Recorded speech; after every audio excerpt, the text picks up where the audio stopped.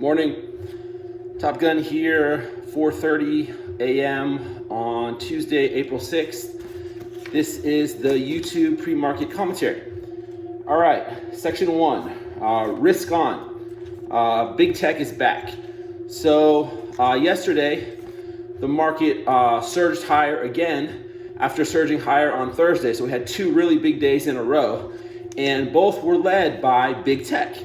So that rotation into value has been reversed, at least for the short term, and people are piling back into the biggest names in the market: Google, Facebook, Microsoft, Apple, Amazon.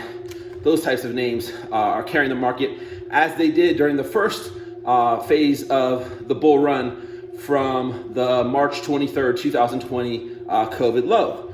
So yesterday, the S&P overall was up 1.44%, but the S&P tech sector was up 2.07%. And because the S&P tech sector makes up almost 30% of the S&P, that really carried the market yesterday.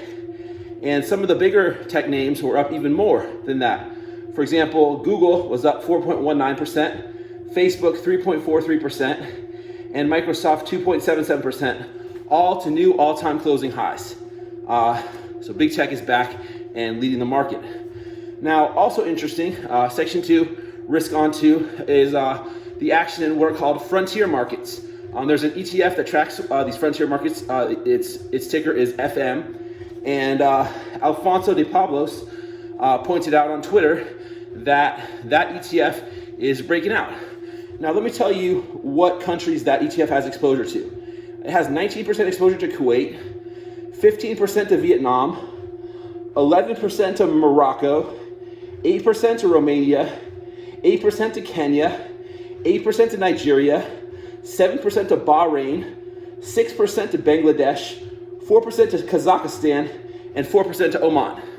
Okay, I don't know about you, but I don't know too much about the stock markets and economies of these countries, and I'm guessing there's only a handful of American investors that do.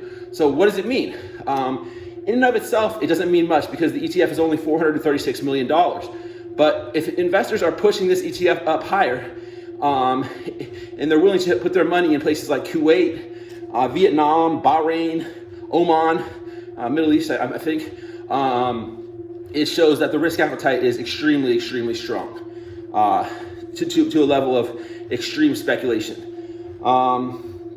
Okay, now, so the mentality right now is risk on, and it's the market is surging higher. But I want to point out a couple caveats. The first one is technical. The breadth yesterday was less than would be desired by a bull, with NYSE plus NASDAQ advancers being only 59% of total issues, and decliners being 38%. So, it was almost a 60-40 split. So it really barely more than half of stocks advanced, and almost 40% declined yesterday. So really what's carrying it again, like I said, is big tech. Now, moving on to big tech, the problem there is valuation.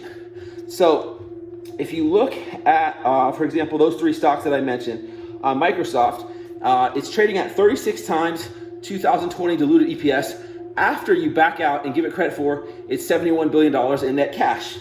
And if you use the equivalent metric for Facebook, it's 29 times, and for Google, it's 36 times. See, these are not cheap stocks anymore. Those multiples look stretched to me, and so going beyond that, Calvin Thomas had a nice tweet on Saturday in his chart storm, showing that approximately 200 of the top 1,500 stocks in the market have been unprofitable in each of the last 3 years. Okay, now if you look at the chart, and that represents about $2 trillion in market capitalization. If you look at the chart in Calvin Thomas's tweet, you'll see that we haven't seen this level of unprofitable companies in the top 1,500 stocks since the dot-com high. And it's even more extreme right now if you look at the market cap. Technically the market looks good, but there's a lot of speculation in there, and it might be thinning out as well, as the Russell was only up 0.049% yesterday. So I will see you guys tomorrow.